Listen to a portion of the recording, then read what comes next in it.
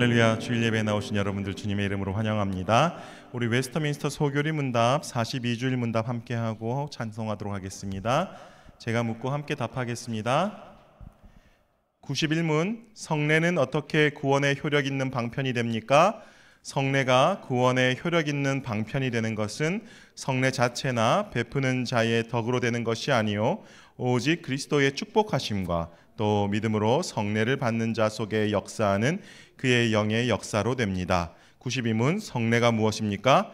성례는 그리스도께서 제정하신 거룩한 규례인데 그 안에 그리스도와 새 언약의 은덕들이 감각적인 표로서 신자들에게 나타나고 인쳐지며 적용됩니다. 93문, 신약의 성례에는 어떤 것들이 있습니까? 신약의 성례에는 세례와 성찬이 있습니다. 94문, 세례가 무엇입니까? 세례는 물을 가지고 성부와 성자와 성령의 이름으로 씻는 성례인데 이로써 우리가 그리스도에게 접붙여지는 것과 은혜 언약의 모든 은덕에 참여함과 우리가 주님의 것이 되기로 약속함을 의미하며 인치는 것입니다. 95문, 세례는 누구에게 베풀어야 합니까? 세례는 그리스도에 대한 믿음과 순종을 고백할 때까지는 보이는 교회 밖에 있는 어느 누구에게도 베풀어서는 안 됩니다.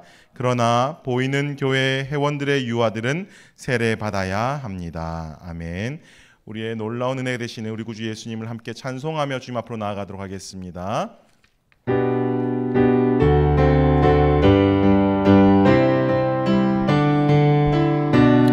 어려운 일 당할 때 어려운 일 당할 때 나의 믿음 적으나 의지하는 내 주를 더욱 의지합니다.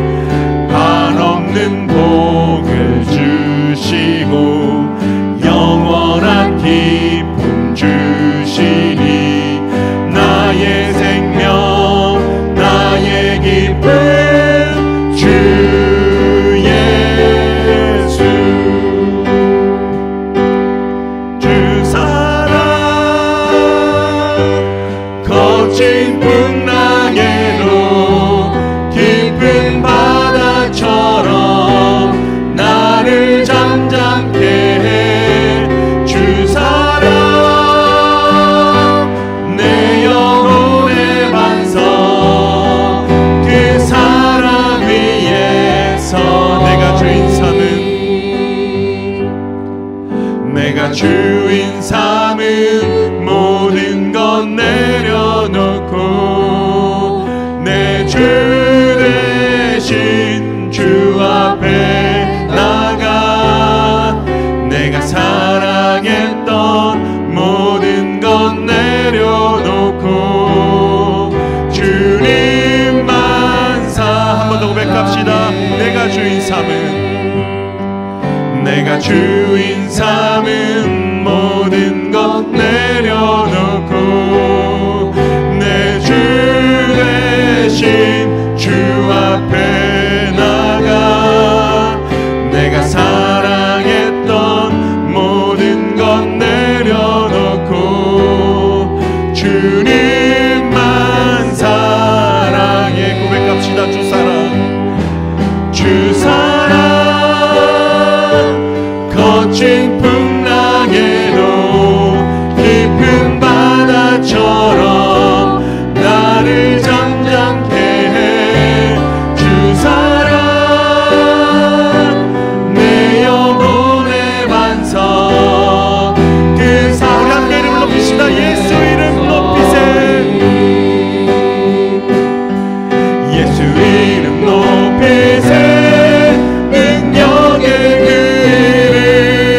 예수 이름 높이세.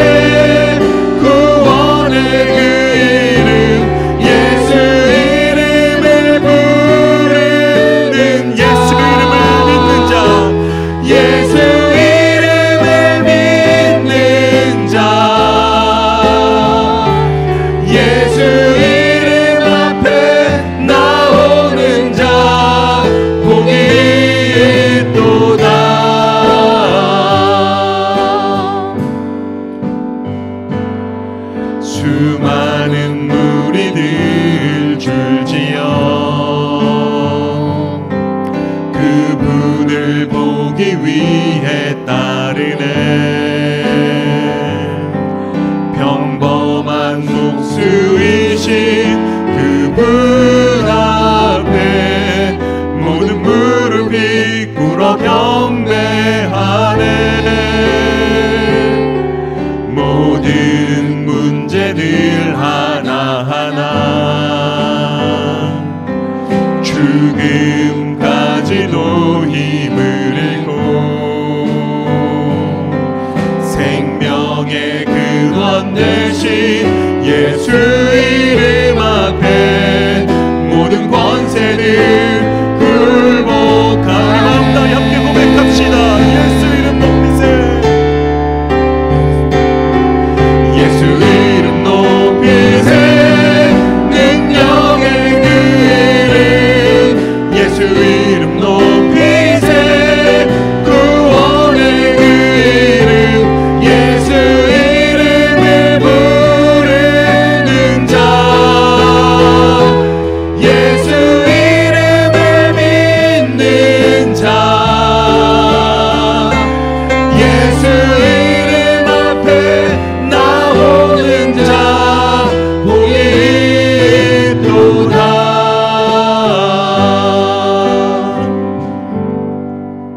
우리 다 함께 일어나셔서 나를 통하여 함께 찬송드리며 예배로 나아가겠습니다.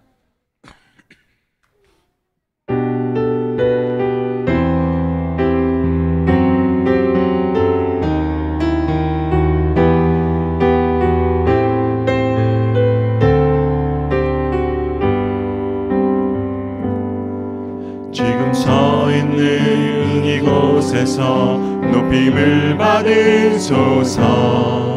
내가 밟는 땅 주님의 땅이니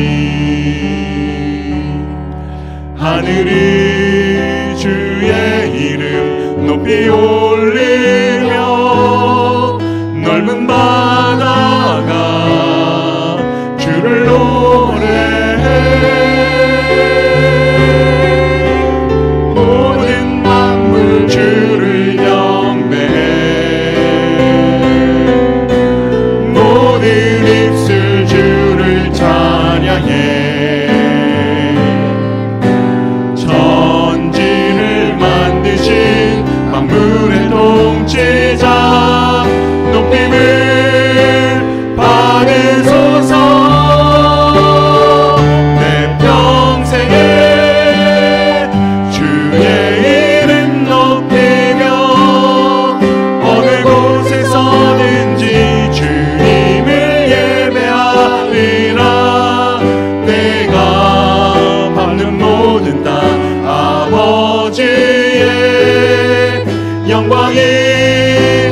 보내야 하리.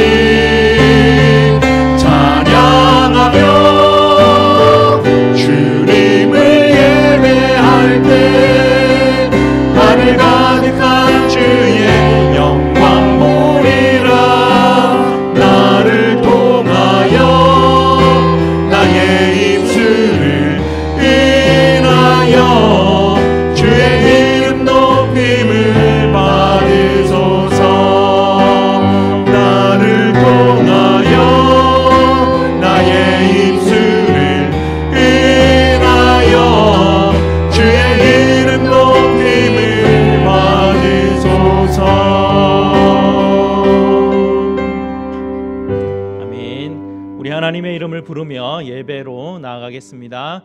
우리의 도움은 천지를 지으신 여호와의 이름에 있도다. 아멘. 우리 다 함께 시편 34편 18절 말씀 함께 읽겠습니다.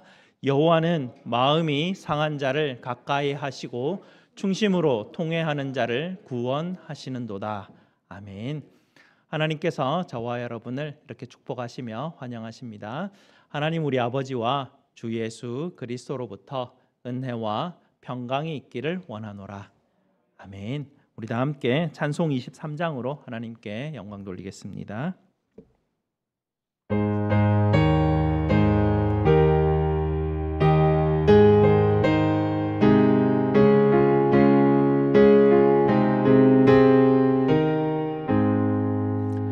만입이 내게 있으면 그 힘 다 가지고 내 구주 주시는 종을 늘 찬송하겠네. 내 은혜로우신 하나님 날 도와주시고 그 크신 영광 널리 펴 다 알게 하소서. 내 주의 귀한 이름이 날 위로하시고 이 귀의 음악 같으니 잠이락되도다. 내 죄의 권세 깨뜨려 흑열 바꾸시고 이 주한 마음을 비로소 곧정케 하셨네.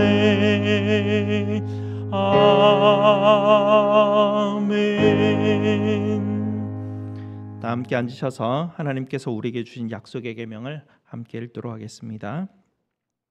하나님이 이 모든 말씀으로 말씀하여 이르시되 나는 너를 애굽 땅 종되었던 집에서 인도하여 낸 네 하나님 여호와니라. 제1은 너는 나 외에는 다른 신들을 네게 두지 말라. 제2는 너를 위하여 새긴 우상을 만들지 말고 또 위로 하늘에 있는 것이나 아래로 땅에 있는 것이나 땅 아래 물속에 있는 것의 어떤 형상도 만들지 말며 그것들에게 절하지 말며 그것들을 섬기지 말라. 제3은 너는 네 하나님 여호와의 이름을 망령되게 부르지 말라. 제4는 안식일을 기억하여 거룩하게 지키라. 제5는 네 부모를 공경하라. 제6은 살인하지 말라. 제7은 간음하지 말라. 제8은 도둑질하지 말라. 제9는 네 이웃에 대하여 거짓 증거하지 말라. 제10은 네 이웃의 집을 탐내지 말라. 아멘. 약속의 계명에 비추어서 우리 죄됨을 십자가 앞에 아뢰도록 하겠습니다.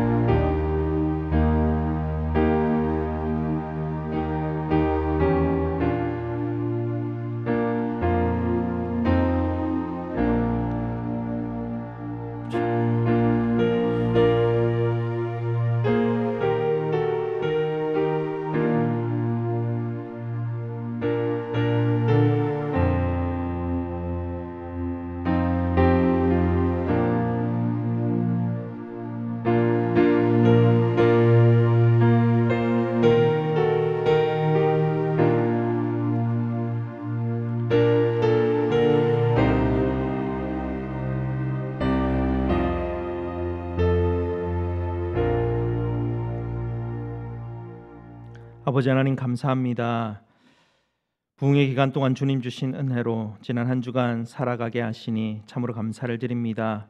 아버지 하나님, 오직 하나님의 은혜로만 살아가기를 간절히 바랍니다. 하나님, 오늘이 지나고 또 내일, 또 한 달 후, 1년 후 하나님 변치 않고 우리가 아버지 하나님의 은혜로 늘 살아가기를 간절히 바랍니다. 십자가 의지하여 오늘도 아버지 앞에 나와왔습니다. 죄를 불쌍히 여겨주시고 오늘도 하나님 우리 성도들에게 은혜와 평강으로 채워 주시옵소서. 우리 구주 예수 그리스도 이름으로 기도드리옵나이다. 아멘. 우리 구주 예수님께서 요한 1서 1장 9절 말씀으로 우리에게 복음의 확신을 주십니다. 만일 우리가 우리 죄를 자백하면 그는 미쁘시고 의로우사 우리 죄를 사하시며 우리를 모든 불의에서 깨끗하게 하실 것이요. 아멘. 복음의 말씀을 믿으심으로 기쁨으로 계속해서 예배드리도록 하겠습니다. 김종훈 장로님 예배 위에서 기도 인도해 주시겠습니다.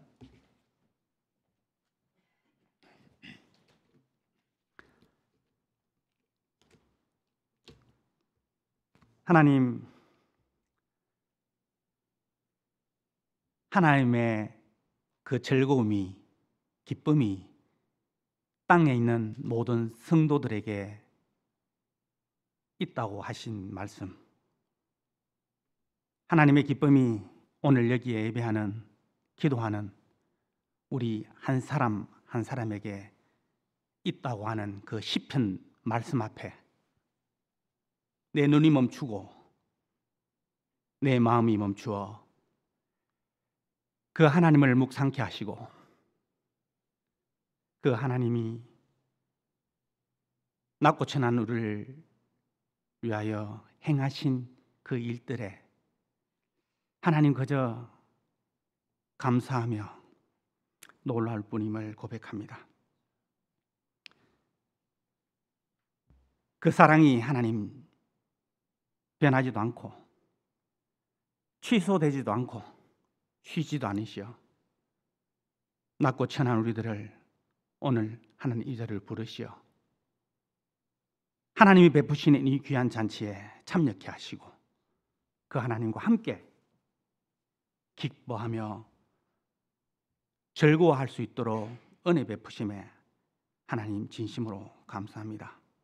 우리 한 사람 한 사람 모두가 도저히 이 자리에 나올 수 없는 우리임을 압니다. 그러나 예수 그리스도의 그 십자가의 희생으로 말미암아 이 귀한 자리에 하나님을 아버지라 부르며 함께 즐거워하는 이 자리에 우리를 초대해 주셔서 또한 진심으로 감사를 드립니다. 이 모든 것이 하나님의 은혜입니다. 하나님의 하나님 되심과 하나님이 우리의 주임 되심과 우리가 그의 백성임을 오늘 이 시간 예배 드릴 때 우리 마음속 깊이 깨닫게 하시고 간직할 수 있도록 하나님 인도하여 주시옵소서. 그 하나님만 오늘 찬송받으시고 그 하나님만이, 그 하나님의 이름만이 높여지는 하나님의 영광이 가득한 이 예배 자리를 될 수 있도록 하나님 인도하여 주시옵소서. 하나님께서 우리 한 사람 한 사람 지금 이 시간에도 찾아오시어 우리를 만나 주시고 우리 한 사람 한 사람에게 말씀해 주시고 함께 하심을 깨닫게 해주셔서 우리 모두에게 위로의 은혜도 있게 하시고 특별히 치유의 은혜도 하나님 경험케 하시고 어떤 환경에 있다 해도 결코 우리를 버리시지 않고 붙잡고 계심을 하나님 깨닫고 그 하나님께서 우리 향해 일하고 계심을 우리가 알게 해 주시기를 간절히 원합니다. 주의 몸된 교회에 주신 사명도 하나님 우리가 잘 감당하기를 원합니다. 그 하나님의 말씀, 이 복된 복음의 소리를 하나님 우리 이웃과 우리 지역사회에 풍성하게 나누게 하시고 여기에 머릿속에 기도하는 우리 한 사람 한 사람 모두가 그 하나님을 진심으로 사랑하며 어디서 무엇을 하든지 그 하나님의 백성된 자로서 기뻐하며 그 하나님을 위하여 즐거워하며 살아가는 우리들이 되기를 간절히 소원합니다. 하나님께 주신 그 은혜를 풍성히 누리며 살아가는 복된 우리들이 되게 하시고, 어디에서 무엇을 하든지 또한 우리 모두가 예수와 연합되어 있는 우리들이 하나님 별처럼 별과 같이 빛이 나는 주의 사랑하는 성도 한 사람 한 사람 되기를 간절히 소원합니다.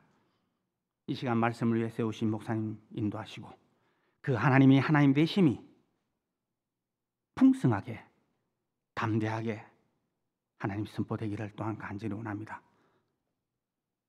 우리 모두가 그 말씀에 사로잡히는 참 자유함을 만끽하게 하시고 돌아가는 우리 한 사람 한 사람 마음속에 그 우리 주 예수 그리스도를 주로 고백하는 그 신앙의 고백이 우리 마음 한가운데 늘 자리 잡게 하시고 주 예수 그리스도의 은혜가 모두에게 풍성해지기를 간절히 소원합니다.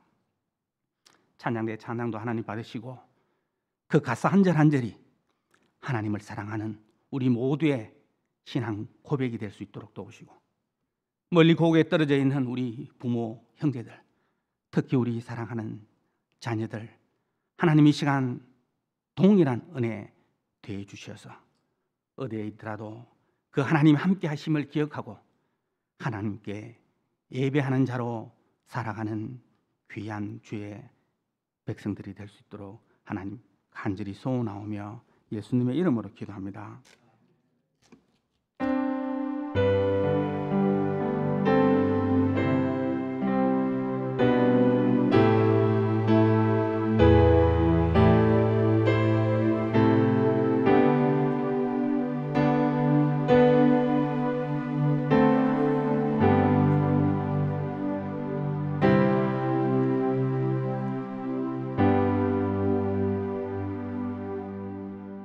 참 사랑이라는 제목으로 샤론 찬양대에서 영상으로 하나님께 찬양드리겠습니다.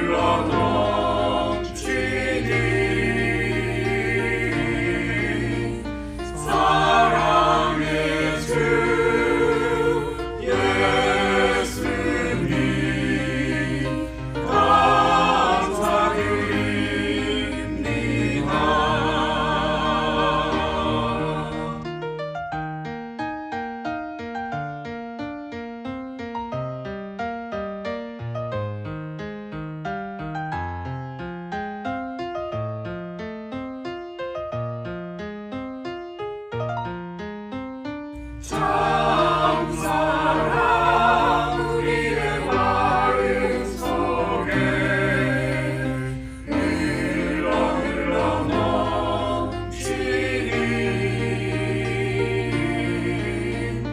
사랑의 주 예수님 감사드립니다.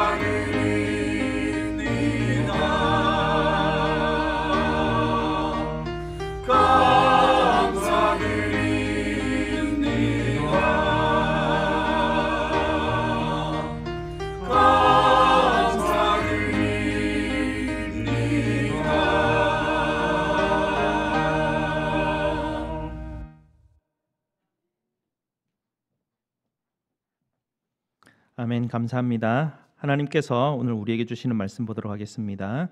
하나님 말씀 히브리서 11장 29절에서 31절까지 말씀 보겠습니다. 히브리서 11장 29절에서 31절까지 말씀입니다. 제가 가진 신약성경 366페이지입니다. 신약성경 366페이지입니다. 히브리서 11장 29절에서 31절까지 말씀 저와 함께 교독하시고 마지막 31절 같이 읽도록 하겠습니다. 믿음으로 그들은 홍해를 육지같이 건넜으나 애굽 사람들은 이것을 시험하다가 빠져 죽었으며 믿음으로 7일 동안 여리고를 도니 성이 무너졌으며 다 같이 믿음으로 기생 라합은 정탐꾼을 평안히 영접하였으므로 순종하지 아니한 자와 함께 멸망하지 아니하였도다. 아멘. 오늘 말씀에서 함께 기도하시겠습니다. 아버지 하나님 감사합니다. 주님의 보배로운 말씀 앞에 저희를 불러주시니 감사를 드립니다. 오늘도 하나님 그 복음의 씨앗이 우리 성도들의 심령 가운데 심어지게 하시고 우리의 눈과 귀를 열게 하여 주셔서 하나님 듣고 깨닫게 하시고 그 말씀으로 삶을 살아가는 복된 길 걸어갈 수 있도록 주님 도와 주시옵소서.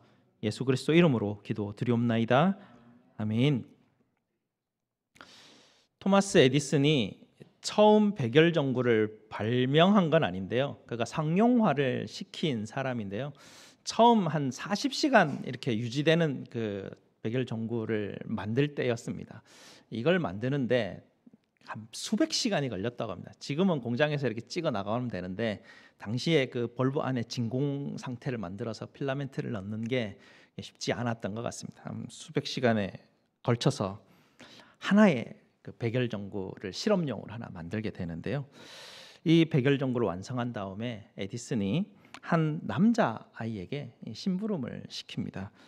방금 만들었던 그 백열 전구를 그 아이에게 건너주면서 얘야 이것을 2층에 있는 실험실에 갖다 주련 하고 말을 합니다. 근데 아이가 그것을 조심히 가지고 올라가는데요. 계단을 올라가다가 실수로 미끄러져서 넘어져 버립니다. 그러면서 손에 들고 있던 백열 전구 그 하나짜리가 박살이 나버립니다. 그걸 만들었던 개발자들이 얼마나 깜짝 놀랐겠습니까? 그런데 에디슨이 그 아이에게 예 괜찮아 라고 말하면서 그 개발자들에게 다시 만들어주세요 하고 다시 만들자고 합니다. 또 수백 시간을 걸려서 그 벌브 하나를 딱 만들어냅니다. 그러고 난 다음에 에디슨이 그 남자아이를 다시 부릅니다. 얘야 이것을 위층에 있는 실험실로 갖다 주겠니? 라고 말합니다. 어떻게 됐을까요? 이번에는 아무 일 없이 그 백열 전구를 실험실로 갖다 주었다고 합니다. 함께 일하던 사람들은 에디슨이 왜 그렇게 했는지 도무지 이해할 수 없었습니다. 왜 그랬을까요? 엄청난 노력을 들여서 만들었던 그 발명품을 자기가 가져가든지 아니면 동료 중에서 가장 믿을 만한 어떤 어른에게 부탁했으면 뭐 그런 일이 안 생겼을 텐데 왜 굳이 어린 소년에게 이 일들을 맡겼을까? 오늘 본문을 보게 되면 이런 이해가 되지 않는 이 일이 벌어지고 있습니다. 하나님은요, 하나님의 심부름꾼들을 시키셔서 뭔가 일을 하게 하시는데요. 지금까지 우리가 보아왔던 사람들을 보면 참 믿을 만한 사람들 아니었습니까? 아벨도 그렇고 에녹도 그렇고 또 누굽니까? 노아도 그렇고 또 아브라함과 이삭도 그렇고 또 지난주에 봤던 모세도 그렇고 이름만 들어도 믿음의 영웅들 아닙니까? 이분들에게 하나님이 심부름을 시켰다면 굉장히 뭔가를 했던 그런 사람인데요.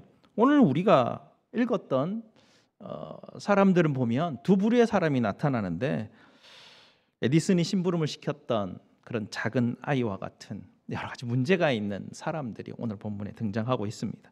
29절을 한번 보시게 되면요, 믿음으로 그들은 홍해를 육지같이 건넜으나 애굽 사람들은 이것을 시험하다가 빠져 죽었으며 라고 말합니다. 출애굽기 14장에 나오는 그 사건을 한 줄로 이제 요약한 내용인데요. 출애굽기 14장을 보시게 되면 10가지 재앙을 견디다 못했던 이집트 파라오가 이스라엘 사람들을 이제 애굽에서 이제 나가게 허락을 하죠. 허락을 한 다음에 며칠 지나니까 아무래도 안 될 것 같아요. 후회가 돼서 전차 부대를 이끌고 이스라엘 사람들을 도륙내기 위해서 너무나 분노스러웠기 때문에 그들을 뒤따라 쫓아가게 됩니다. 뒤에서 이집트의 전차, 가장 그 당시에 강력했던 이집트 전차 부대가 막 우왕하면서 먼지를 휘날리며 막 따라오고 있습니다. 근데 그들이 도착한 곳은 어디입니까? 홍해 바다 앞입니다. 갈 데가 없었습니다. 전멸할 위기에 있었던 그런 상황이었죠. 그때 출애굽기 12장 11절과 12절에 보면 이렇게 기록이 되어 있습니다. 그들이 누굽니까? 그들이, 여기서 말하는 그들이 이스라엘 백성들입니다. 모세에게 이르되 애굽에 매장지가 없어서 당신이 우리를 이끌어내어 이 광야에서 죽게 하느냐? 어찌하여 당신이 우리를 애굽에서 이끌어내어 우리에게 이같이 하느냐? 우리가 애굽에서 당신에게 이런 말이 이것이 아니냐? 이르기를 우리를 내버려 두라. 우리가 애굽 사람을 섬길 것이라 하지 아니하였더냐? 애굽 사람을 섬기는 것이 광야에서 죽는 것보다 낫겠노라 라고 하면서 이스라엘 백성들이 모세를 향하여서 원망하고 분노를 쏟아내면서 두려워하고 지금 떨고 있는 그런 상황입니다. 그 홍해 앞에서 뒤에서는 이집트의 전차 부대가 오는 그 두려움 앞에서 모세가 출애굽기 14장 13절 14절 찾아보시겠습니까? 구약성경 출애굽기 103페이지입니다. 구약성경 103페이지. 구약성경 103페이지 출애굽기 14장 13절 14절 말씀입니다. 103페이지입니다. 출애굽기 14장 13절 14절 제가 읽어드립니다. 모세가 백성에게 이르되 너희는 두려워하지 말고 가만히 서서 여호와께서 오늘 너희를 위하여 행하시는 구원을 보라. 너희가 오늘 본 애굽 사람을 영원히 다시 보지 아니하리라. 여호와께서 너희를 위하여 싸우시리니 너희는 가만히 있을지니라. 여기서 믿음의 중요한 원리가 등장하게 되는데요. 오늘 우리가 두 가지 사건을 살펴보게 되는데, 오늘 그 29절에 나오는 홍해 사건과요, 30절에 나오는 여리고성 사건이 두 가지 사건이 나옵니다. 이 두 사건 다 공통되는 것이 무엇이냐면 하나님이 조용히 있으라라고 명령한 것입니다. 침묵하라라는 것이죠. 하나님께서 그들에게 뭔가를 지금 명령하고 계시는데, 그들이 믿음으로 순종하며 할 수 있는 일이 가만히 서서 하나님이 하시는 일을 지켜보라라는 것이 명령이었습니다. 바로 이것이 이스라엘이 믿음으로 행했던 일입니다. 사방으로 막혔습니다. 절망 가운데, 두려움 가운데 빠져 있었습니다. 바로 그때 하나님이 그들에게 주셨던 가만히 서서 있어 조용히 침묵하며 하나님이 하시는 일을 보라라고 하는 그 말씀에 순종하는 것, 그것이 그들이 믿음으로 했던 일이었습니다. 출애굽기는 당시 사건을 이렇게 기록합니다. 밤새도록 큰 동풍이 불어왔다고 합니다. 그리고 하나님이 바닷물을 양쪽으로 물러가게 하셨다고 합니다. 바다가 마른 땅이 되었습니다. 이스라엘 사람들은 가운데 육지로 걸어가고 좌우에 물은 벽이 되었다라고 합니다. 한번 상상을 한번 해보시기 바랍니다. 바다가 갈라졌습니다. 그 가운데로 사람들이 걸어가게 되고 양쪽에 바다가 벽을 세워서 이렇게 쭉 있다는 것이죠. 굉장히 높았을 것입니다. 이렇게 쳐다보면 굉장히 높았을 것 같아요. 200만의 사람들이 거기 사이를 이렇게 쫙 걸어가게 되는데요. 어떻게 걸어갔을까요? 와, 저기 물고기가 있다. 오, 여기 봐봐, 우리 같이 사진 찍어볼까? 이러고 갔을까요? 물이 막 이렇게 쏟아지기 직전에 있는 벽을 이루고 있는 어떤 그런 상황입니다. 이게 언제 쏟아질지 모르는 그런 상황이에요. 걸어가야 돼요. 천천히 걸어갔겠습니까? 사람들이 굉장히 떨면서 조급해하면서 야, 빨리 가자 빨리 가자 하고 막 거기를 그렇게 신속하게 건너갔을 것입니다. 더 핑크 목사님이 믿음에는 3단계가 있다고 하는데요. 첫 번째는 그냥 받기만 하는 믿음입니다. 두 번째는 하나님께서 약속하신 것을 믿고 의지하려고 하는 그런 믿음입니다. 세 번째는 눈앞에 위험이 보이는데 그럼에도 불구하고 하나님이 명령하신 대로 순종하며 행동하는 믿음이 있다고 합니다. 다윗이 골리앗을 향해서 달려간 것, 이것이 바로 두려움과 위험 상황에서 하나님의 명령을 듣고 나아간 일이죠. 엘리야가 아합의 선지자 850명과 대치했을 때도 마찬가지입니다. 신약에 있었던 사도들이 목숨을 걸고 하나님의 복음을 전하던 것이 그런 일이었습니다. 그리고 오늘 본문에 나오는 이스라엘 사람들이 믿음으로 했던 일이 바로 그런 일입니다. 와, 하나님이 바다를 가르셨구나. 와, 이스라엘 백성들이 저기를 걸어가고 있구나. 와, 대단한 일이 벌어졌구나. 그렇게 받아들일 것이 아니고요. 뒤에는 전차 부대가 막 따라오고 있습니다. 앞에는 바닷물이 나를 막 이렇게 덮쳐오는 듯한 그 길을 걸어가야 됩니다. 과연 거기를 들어갈 수 있었을까? 하나님이 가라고 하시는 그 말씀 의지하면서 그냥 그걸로 들어가는 것이죠. 물은 거대한 벽이었고 계속해서 소리가 들렸고 꿈틀꿈틀거리고 막 쏟아질 것 같은 그런 느낌, 그곳을 지나가는 상황이었습니다. 하나님의 약속 외에는 아무것도 보장되어 있지 않는 바다 한가운데로 걸어가는 그 길, 그것이 믿음으로 되어진 일이었습니다.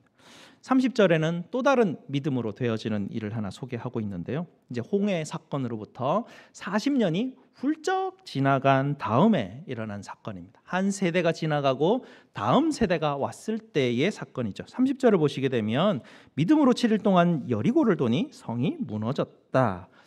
여리고성 11장에 나오는 내용을 한 줄로 요약한 내용입니다. 여호수아서를 보시게 되면 이스라엘 백성들이 이제 막 요단강에 이제 도착했고요. 요단강을 건너가는데 하나님이 40년 전에 홍해를 건널 때와 비슷하게 요단강을 물러가게 하십니다. 그리고 마른 땅이 되어 건너가게 하시죠. 그리고 그들이 첫 번째 가나안 땅에 들어가서 마주친 요새가 여리고 성이었습니다. 이 여리고 성이 떡하니 그들을 들어갈 수 없도록 막고 있었죠. 천하의 요새가 여리고 성이었습니다. 도무지 거기는요 무너지지 않는 그런 성이었습니다. 그런 성에 중무장한 군단이 그곳을 철두철미하게 지키고 있는 그런 상황입니다. 이스라엘 사람들에게 어떤 무기가 있었을까요? 무기랄 게 있었습니까? 소 양떼를 치던 사람들이 무슨 무기가 있었겠습니까? 막대기가 다였을 텐데요. 바로 그때 하나님께서 그들에게 아주 이상한 전쟁 전략 하나를 가르쳐 주십니다. 하루에 한 번 여기 이 성을 돌아라라는 것이죠. 7명의 제사장이 양강 나팔을 손에 들어라. 그리고 그 뒤에 제사장들이 언약궤를 메고 그 뒤에 군사들이 행렬을 지어서 하루에 한 바퀴씩 6일 동안 걸어라라는 것입니다. 그리고 7째 날은 성을 7바퀴 돌고 마지막 7 나팔을 들고 있던 제사장이 나팔을 불고 그러고 난 다음에 온 백성이 크게 소리를 질러다. 그러면 성이 무너질 것이다. 그것이 전략이었습니다. 사람들이 그 전략을 듣고 여호수아에게 물었을 것입니다. 대장님, 플랜 B는 뭐죠? 라고 말했을 것입니다. 플랜 B가 있었습니까? 플랜 B 같은 건 없었습니다. 그냥 언약궤 메고 하루에 한 바퀴 6일 동안 7번째 날에는 7바퀴 돌고 나팔 불고 소리치고 이게 다였습니다. 그게 전략의 전부였습니다. 한번 상상을 한번 해보시기 바랍니다. 요새와 같은 여리고성의 중무장한 군사들이, 그 군사들이 어떤 군사들입니까? 이스라엘 백성들이 스스로 보기에 자기들은 메뚜기와 같다라고 말할 정도의 거대한 군사들이 그곳을 지키고 있었습니다. 그들이 이 이스라엘 사람들이 뺑뺑 도는 것을 보면서 뭐라고 조롱하고 야유를 퍼부었겠습니까? 이봐, 거기 너희들 뭐 하는 거야? 여리고성을 무너뜨리고 있는 중입니다 라고 그들이 말하고 싶었을 것입니다. 아니 도대체 어떻게 하겠다는 거야? 그들이 뭐라고 말하고 싶었겠습니까? 우리는 하루에 한 바퀴씩 6일 동안 여기를 돌 것입니다. 그리고 마지막 날에는 7번 돌 것입니다. 아니 그래서 어떻게 하겠다고? 그렇게 하고 난 다음에 우리는 나팔을 불 것입니다. 그러고 난 다음에 큰 소리로 지를 것입니다. 그러고 난 다음에 뭐 할 거냐라고. 그러면 여리고성이 무너질 것입니다. 실제로 이런 대화는 일어나지 않았습니다. 하나님이 여리고성 전략을 알려주실 때 7일 동안 침묵하라고 하셨기 때문에 그렇습니다. 이스라엘 사람들이 얼마나 불평불만이 많았던 사람들입니까? 아마 한 3일 지나고 반 정도 지나갔을 때 입이 근질근질했을 것입니다.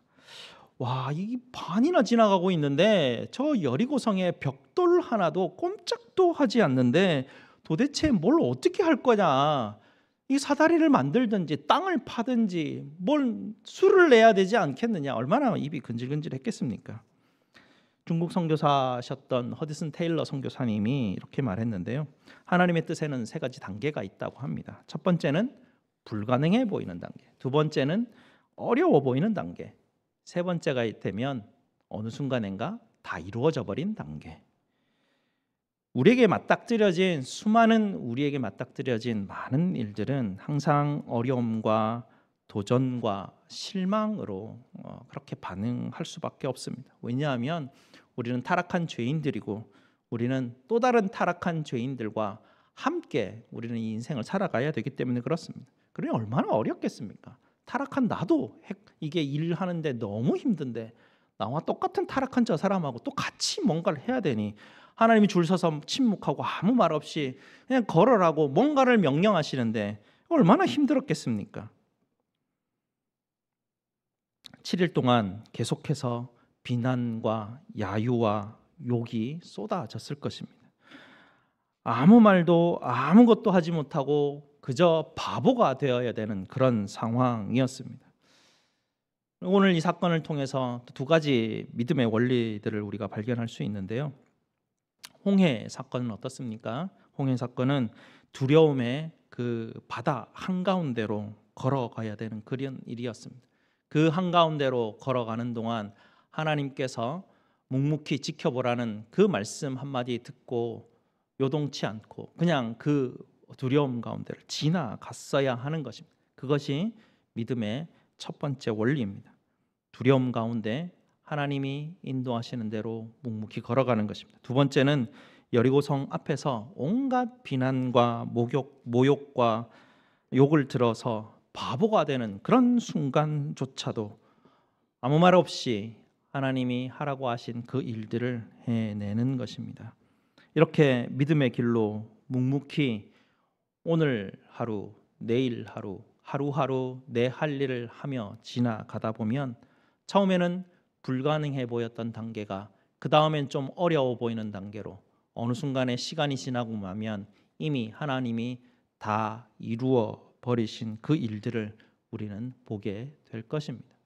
두려움이 있을지라도 바보 같은 그런 상황이 벌어지는 그런 일일지라도 하나님이 내게 주셨던 그 말씀을 신뢰하고 흔들리지 않고 걸어가는 것, 그것이 믿음의 일입니다. 마지막으로 31절을 한번 보시기 바랍니다. 31절 보시면 믿음으로 기생 라합은, 히브리서를 많이 읽어보신 분은 좀 당황하지 않으시겠지만 아마 성경을 처음 읽고 히브리서 11장을 처음 읽었던 사람은 이쯤 오면 굉장히 당황하게 됩니다. 이 히브리서 11장은 믿음의 사람들, 사실 믿음의 영웅들을 모아놓은 이야기 집이거든요. 근데 31절을 보게 되면 믿음이라는 단어와 기생, 창녀죠. 믿음이라는 단어와 창녀라는 단어가 같이 등장합니다. 뭔 이런 일이 다 있나 싶습니다. 하나님, 여기 믿음장인데요, 기생이라니요. 그리고 11장에서 들려주는 믿음의 사람의 이야기에 가장 마지막에 등장하는 사람이 기생 라합입니다. 기생 라합의 이야기는 여호수아서에 나오게 되는데요. 여호수아서 2장 9절에 보시면 기생 라합이 이렇게 말합니다. 나는 너희 하나님 여호와에 관한 이야기를 들었습니다.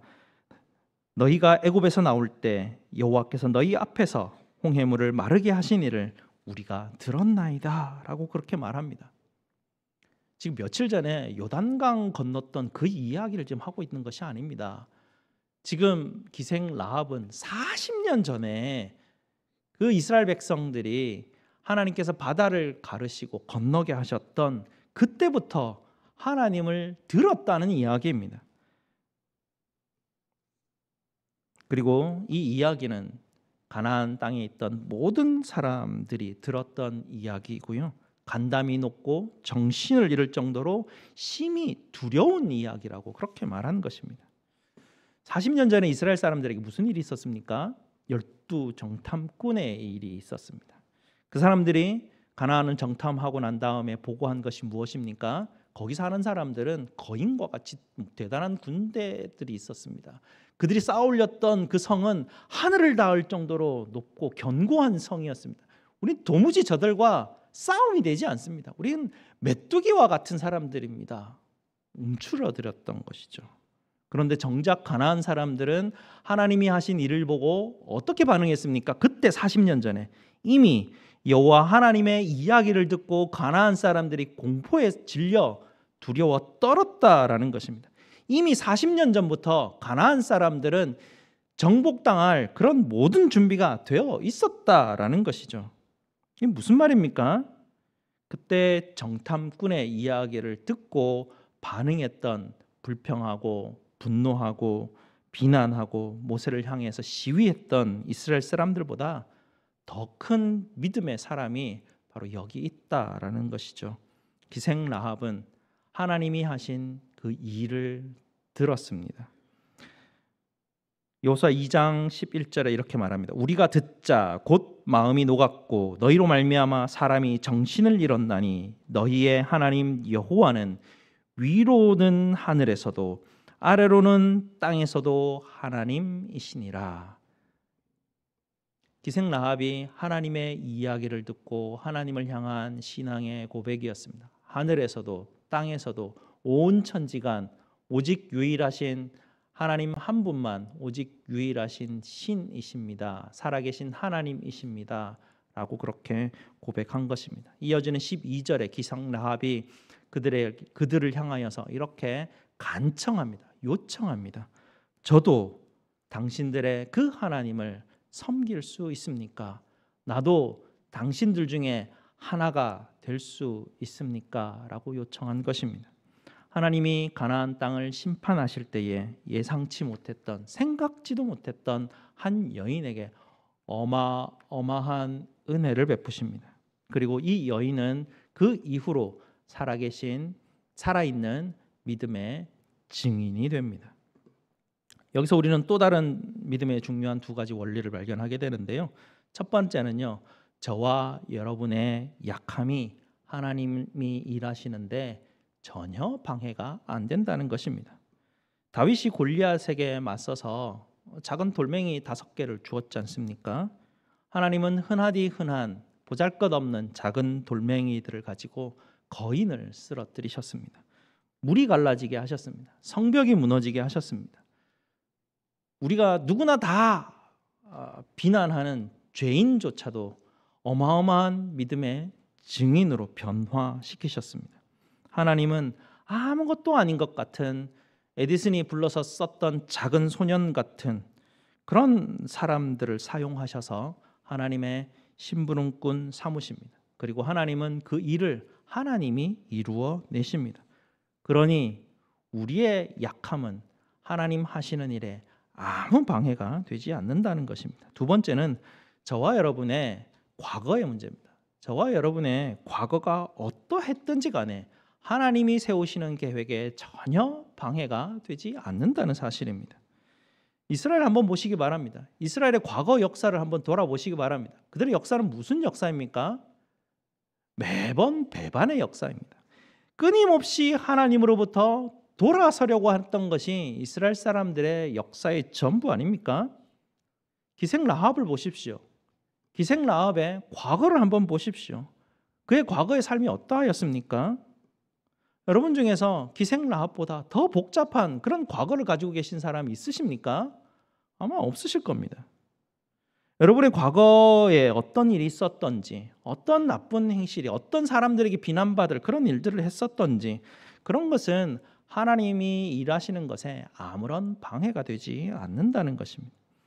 여리고 성벽이 무너진 다음에 기생 라합과 그의 가족이 구원을 받게 됩니다. 그리고 이스라엘의 백성의 한 사람으로 받아들여지게 되죠. 그리고 얼마 지나지 않아서 살몬이라는 유력한 경건한 유대인 남자가 하나 나타나는데요. 이 살몬이라는 사람이 바로 이 라합의 믿음의 이야기를 듣고 감동을 받습니다. 그리고 그녀에게 이렇게 청혼을 합니다. 당신은 내가 지금까지 기다렸던 나의 배필입니다 라고 청혼을 하게 되죠. 그로부터 보아스라는 우리가 알고 있는 경건한 또 다른 한 사람이 태어나게 되죠. 보아스는 어머니 라합에게서 믿음의 이야기를 듣고 성장하게 됩니다. 그리고 그 이후에 이방 여인 룻을 그의 아내로 맞이하게 되죠. 그리고 몇 세대가 지나가면 어떤 일이 벌어집니까? 예수님의 조상인 다윗이 태어납니다. 말도 되지 않는 한 여인을 통해서 예수님의 족보가 이루어지는 정말 상상치 못했던 은혜가 바로 이 기생 라합에게 임하는 것입니다. 기생 라합의 과거를 한번 돌아보시기 바랍니다. 기생 라합의 미래를 한번 여러분 살펴보시기 바랍니다. 이게 우리가 나아가는 믿음의 길입니다. 몇 세대 후에 라합의 증손자 다윗이 태어나게 됩니다. 성경은 우리에게 계속 말합니다. 라합의 과거를 보라. 라합의 미래를 보라. 그리고 여러분의 과거를 돌아보십시오. 그리고 여러분의 미래를 소망해 보십시오. 저와 여러분의 연약함은 하나님이 지금 하시는 일들을 방해할 수 없습니다. 저와 여러분의 과거에 어떤 일이 있었든지 하나님이 앞으로 여러분을 통해서 하실 모든 계획을 어떠한 것도 방해할 수가 없습니다. 믿음은 전혀 예상하지 못했던 그 한 사람을 통해서 하나님이 이루어 내시는 일입니다. 과거의 모든 실패를 여러분은 잊어버리시기 바랍니다. 그리고 하나님이 누구이신지, 하나님이 어떤 일을 행하시는 분이신지 그 이야기를 들어보시기 바랍니다. 그리고 그리고 나에 대한 미래에 대해서 어떤 소망의 이야기들을 나에게 들려주시는지 여러분들 그거를 들어보시기 바랍니다. 하나님께 저와 여러분에게 주어진 모든 것을 하나님께 걸고 담대히 믿음의 길 걸어가시는 저와 여러분 되시기를 주님의 이름으로 축원합니다. 기도하시겠습니다. 아버지 하나님 감사합니다. 보잘것없는 저희들, 저 강가에 굴러다니는 작은 돌멩이와 같은 저희들 하나님께서 택하여 주시고 불러주시고 믿음의 이야기를 들려주시고 하나님이 우리를 통하여서 어떤 일을 행하실지, 앞으로 우리를 어떤 사람으로 만들어 가실지 수많은 믿음의 사람들의 이야기들을 통해 이야기를 들려주시며 우리가 무엇을 바라보고 어떤 길을 그들과 함께 걸어가고 있는지 우리에게 가르쳐 주시니 감사를 드립니다. 하나님, 날마다 쓰러지고 넘어지고 저 바다 끝까지 걸어가고 저 지옥 끝까지 떨어지는 그런 연약한 저희들이지만 그럼에도 불구하고 거기서조차도 하나님이 우리를 이끌어내셔서 하나님의 사람으로, 믿음의 사람으로 하나님 역사하시는 하나님의 놀라운 역사하심과 그 은혜를 믿고 신뢰하며 오늘 또다시 일어나고 내일 또다시 일어나고 또다시 반복해서 계속해서 하나님 앞에 돌아오며 믿음의 길 담대히 걸어가는 우리 성도들 다 될 수 있도록 주님 축복하여 주시옵소서. 예수 그리스도 이름으로 기도드리옵나이다. 아멘. 사도신경으로 우리 신앙을 고백드리도록 하겠습니다. 전능하사 천지를 만드신 하나님 아버지를 내가 믿사오며 그 외아들 우리 주 예수 그리스도를 믿사오니 이는 성령으로 잉태하사 동정녀 마리아에게 나시고 본디오 빌라도에게 고난을 받으사 십자가에 못 박혀 죽으시고 장사한 지 사흘 만에 죽은 자 가운데서 다시 살아나시며 하늘에 오르사 전능하신 하나님 우편에 앉아 계시다가 저리로서 산자와 죽은 자를 심판하러 오시리라. 성령을 믿사오며 거룩한 공회와 성도가 서로 교통하는 것과 죄를 사하여 주시는 것과 몸이 다시 사는 것과 영원히 사는 것을 믿사옵나이다. 아멘. 하나님 앞에 봉헌하시겠습니다.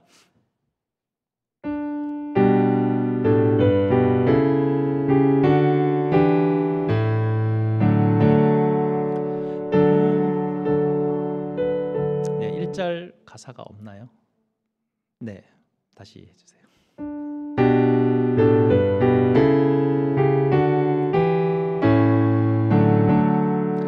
오 하나님 우리의 창조주시니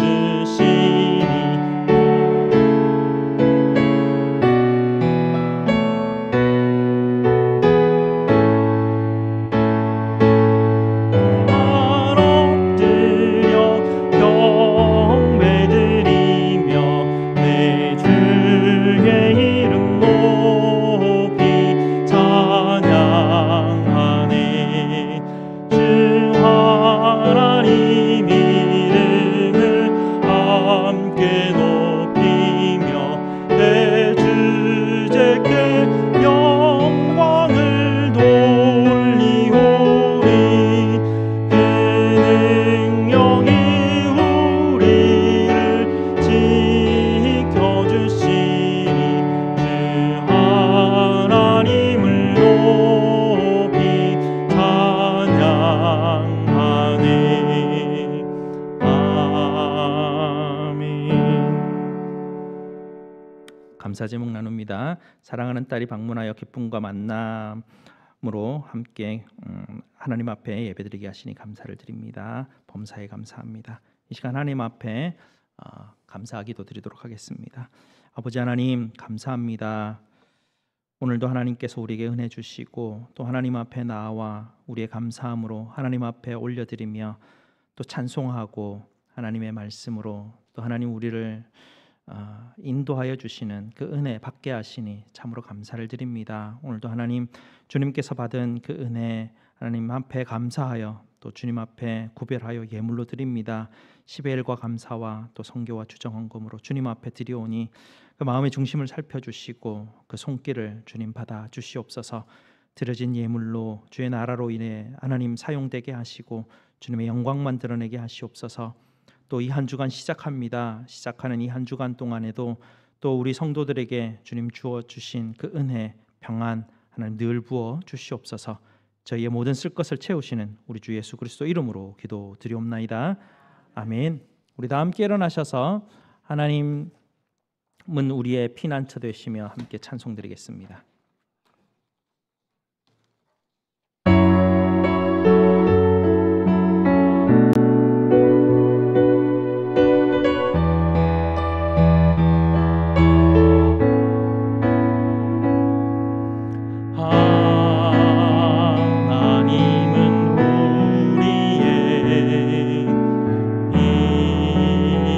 피난처가 되시며